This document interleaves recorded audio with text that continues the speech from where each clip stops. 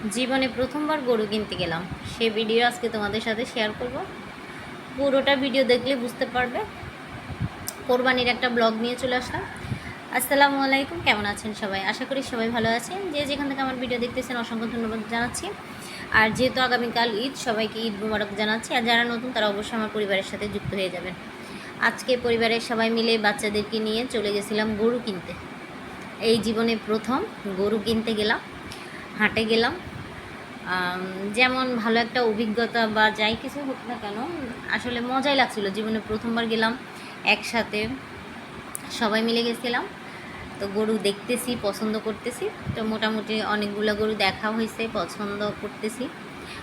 এই গরুটা সর্বপ্রথম দেখছিলাম আমরা, এবং আমার ভাসুর এটাই দামাদামি করতেছিল। তো পুরো হাট জুড়েই ছিল কিন্তু গরু আর গরু।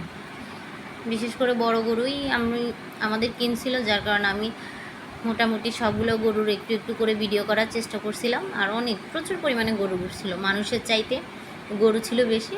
আর আমি প্রথমে গিয়ে যেটা বুঝলাম, আসলে গরুর হাটটা কিন্তু অনেক কষ্টকর একটা ব্যাপার। আর পুরুষরা কিভাবে যে এটাকে মেনটেন করে আর একটা গরু নিয়ে চলে আসে, এটা আসলে কিন্তু বিশাল একটা ব্যাপার।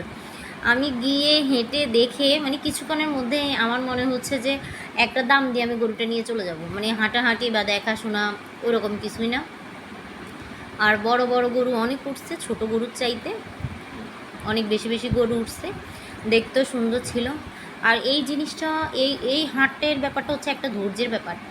ধৈর্য ছাড়া আসলে কেউ কিন্তু গরুর হাটে গিয়ে গরু কিনতে পারবে না। আর আর পুরুষরা যে এটা পারে, এটা আসলেই বিশাল কিন্তু ব্যাপার। তো তোমাদেরকে অনেকগুলো গরু দেখাচ্ছি, কেমন লাগতেছে অবশ্যই কমেন্ট করে জানাবে। আর আমার মতো কে কে ফার্স্ট টাইম গরুর হাটে গেছো, গরু কিনে নিয়ে আসছো, অবশ্যই কিন্তু কমেন্ট করে জানাতে ভুলবে না। তো সবটুকু শেয়ার করব, দেখতে থাকো তোমরা। আমরা অনেকগুলো গরু দেখছি, দামাদামি করছি।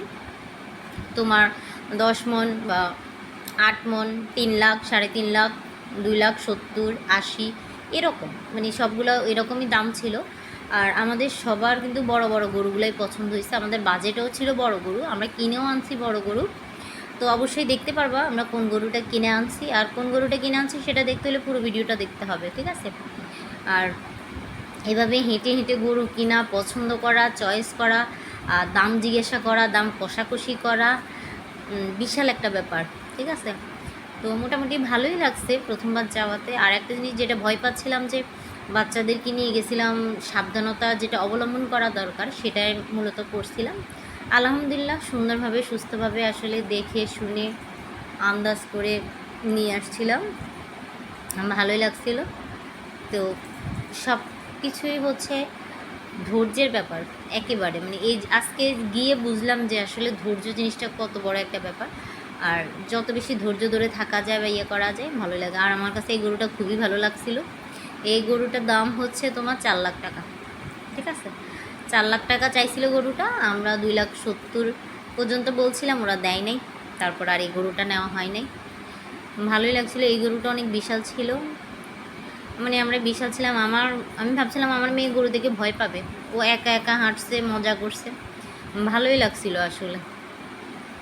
আর বিশেষ করে বাচ্চারা বেশি খুশি, যেতে পারলে বা ইয়ে করতে পারলে ওরাই বেশি খুশি গরু দেখে, ওরাই বেশি মজা পায় আসলে। যার কারণে হচ্ছে হঠাৎ করেই একটা প্ল্যান ছাড়া চলে যাওয়া। তো অবশ্যই জানাবে কে কে গরু হাটে গেছো, গরু কিনে নিয়ে আসছো, কার কার গরু কিনা হয়েছে অবশ্যই কমেন্ট করে জানাতে ভুলবে না। আর এত সুন্দর সুন্দর সব গরু দেখে সবাই অবশ্যই মাশাল্লাহ বলবা। আর গরুগুলা যেন বিক্রি হয়ে যায়, সুস্থ থাকে, ভালো থাকে, এই দোয়াটা সবাই অবশ্যই করবা। এখান থেকে একটা গরু পছন্দ হয়েছিল, অনেক দামাদামি করছিল, কিন্তু গরুটা দেয় নাই, ঠিক আছে? মানে ছাড়বে না, 2,20,000 পর্যন্ত বলছে, দেয় নাই। তারপরে আর কি করা, কিছু করার নাই, দেয় নাই তো দেয় নাই। তো পরে একটা গরু আমাদের পছন্দ হয়েছিল। আর দেখো ব্যাপারীদের গরুর কতটা মায়া, কতটা ইয়ে দিয়ে তারা গরুগুলোকে লালন পালন করে, নিজের কাছ থেকে ছেড়ে দেয়। আসলে এটাই হচ্ছে বড়, এটাই হচ্ছে দেখেন বিষয়। এই গরুটাও দামাদামি করছিল, বাট দেয় নেই, যার কারণে পরে আর নেওয়া হয়নি। তো ভিডিওটা কেমন লাগছে সব অবশ্যই কমেন্ট করে জানাতে ভুলবে না।